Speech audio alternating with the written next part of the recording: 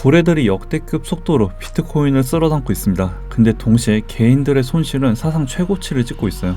이게 우연일까요? 그리고 블랙록, JP모건, 피델리티, 월가의 공룡들이 지금 조용히 디파이 안으로 들어오고 있는데 아무도 이게 뭘 의미하는지 제대로 말을 안 해주더라고요.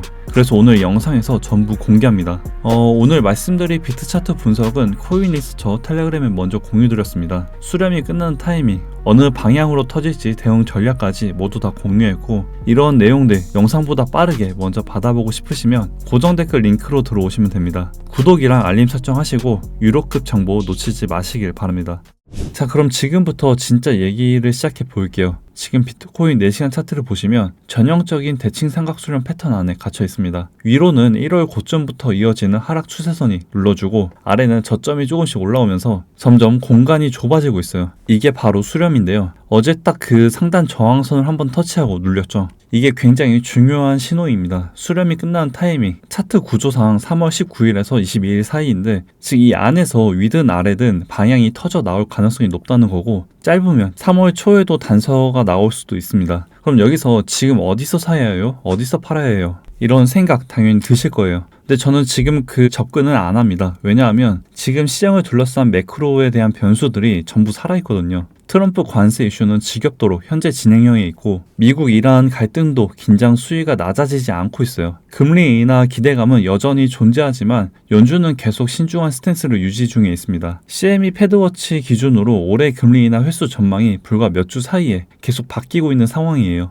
이 불확실성이 해소되지 않는 한 어느 가격대에서 돌파다, 이탈이다, 이런 단정적인 접근은 굉장히 위험합니다. 저는 이전 영상에서도 말씀드렸지만 지금 같은 구간에서는 추세 돌파 또는 이탈이 확인된 후 진입하는 방식이 맞다고 봐요. 이게 답답하게 느껴질 수도 있는데 오히려 이게 살아남는 방식입니다. 제 차트 얘기는 여기까지 하고 지금부터 정말 중요한 얘기를 해드릴게요. 현재 비트코인 단기 보유자, 즉 최근 155일 이내에 매수한 사람들의 미실현 손실이 사상 최고치를 경신하고 있습니다. 온체인 분석 플랫폼 글래스노드 기준으로 이 수치가 역대급으로 올라와 있어요. 이게 무슨 말이냐면 지금 시장에 들어온 사람들 대부분이 현재 마이너스 상태라는 거예요. 쉽게 비유하자면 높은 층에서 엘리베이터를 탔는데 갑자기 뚝 떨어진 상황입니다. 버튼 누를 힘도 없고 그냥 멍하니 서 있는 상태예요. 지금 이 영상을 보시는 분들 중에서도 그런 분들 분명히 계실 겁니다. 손실 보고 계시고 뉴스 볼 때마다 불안하고 그냥 손절하고 나가야 하나라는 생각까지 드는 분들이요. 근데 여기서 신기한 게 하나 있어요. 바로 그 순간 고래들은 전례 없는 속도로 비트코인을 흡수하고 있다는 겁니다. 온체인 데이터를 보면 1000개의 BTC 이상 보유한 대형 지갑 주소들의 축적하는 속도가 최근 들어 눈에 띄게 빨라지고 있어요. 개인들이 패닉 상태로 던지는 코인을 큰 손들이 조용히 받아가는 구조입니다. 제가 이전 영상에서 공포지수가 극단적 공포 구간에 들어오면 오히려 주목해야 한다고 말씀드렸던 것 기억하시는 분들이 있으실 겁니다.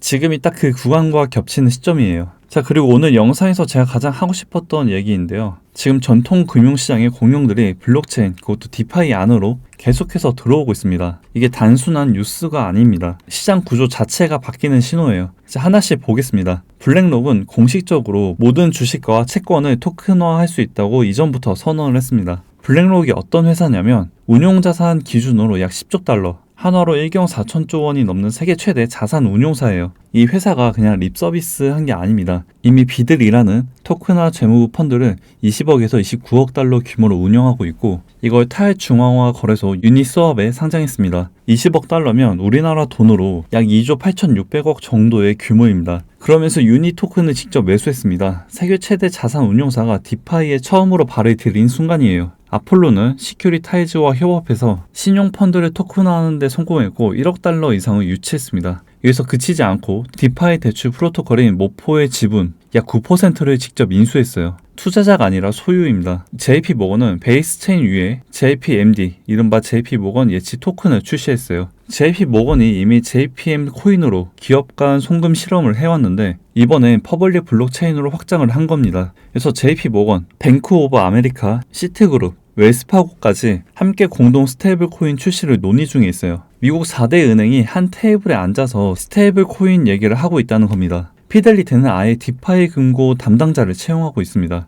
이걸 비유로 설명하면 이렇습니다. 지금까지 암호화폐 시장은 동네 구석에 있는 작은 재래시장이었어요. 우리끼리 떠들썩하게 사고 팔고 가격도 들쑥날쑥하고 가끔 사기꾼도 나오고 근데 지금 이마트, 롯데마트, 코스트코가 그 재래시장 한복판으로 들어오고 있는 거예요. 그것도 매장 하나 들여놓으려는 게 아니라 건물째 사들이고 직원까지 뽑으면서요. 이게 시장에 어떤 의미냐면 첫째, 유동성이 달라집니다. 기관 자금이 들어오면 시장 규모 자체가 커지고 변동성이 구조적으로 낮아지는 방향으로 갑니다. 단기적으로 출렁거림이 있더라도 중장기 방향성은 이 돈의 흐름이 결정합니다. 둘째, 규제 환경이 바뀝니다. 블랙록과 JP모건이 들어왔다는 건 여러분들도 다들 아시겠지만 이미 미국 규제 당국과 어느 정도 조율이 됐다는 얘기예요. 이 회사들이 규제도 안 된 시장에 이렇게 대규모로 들어올 리 없습니다. 셋째, 그리고 이게 가장 중요한 건데요. 지금 많은 분들이 차트만 보면서 언제 반등하는지에만 집중하고 있는 사이 시장의 판 자체가 바뀌고 있다는 겁니다. 단기 노이즈에 흔들려서 이 그림을 놓치면 나중에 그때 왜 몰랐지 라고 후회하는 순간이 올 수가 있어요. 저는 지금 무조건 오른다고 말하는 게 아닙니다. 차트는 여전히 수렴 중에 있고 매크로 불확실성도 해소되지 않았어요. 근데 이 구조적인 변화, 이 흐름은 분명히 기록해 두고 지켜봐야 합니다. 지금 이 순간이 나중에 돌아봤을 때 변곡점으로 기억될 가능성이 있거든요.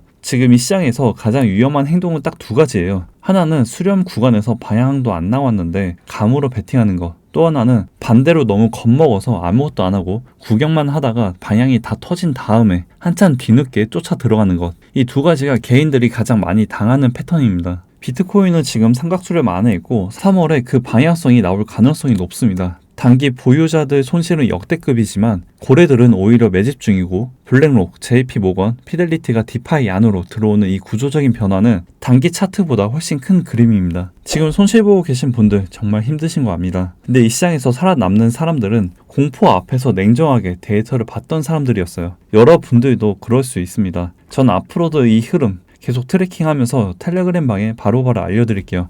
링크는 고정 댓글에 있으니까 부담없이 무료로 입장하시면 됩니다.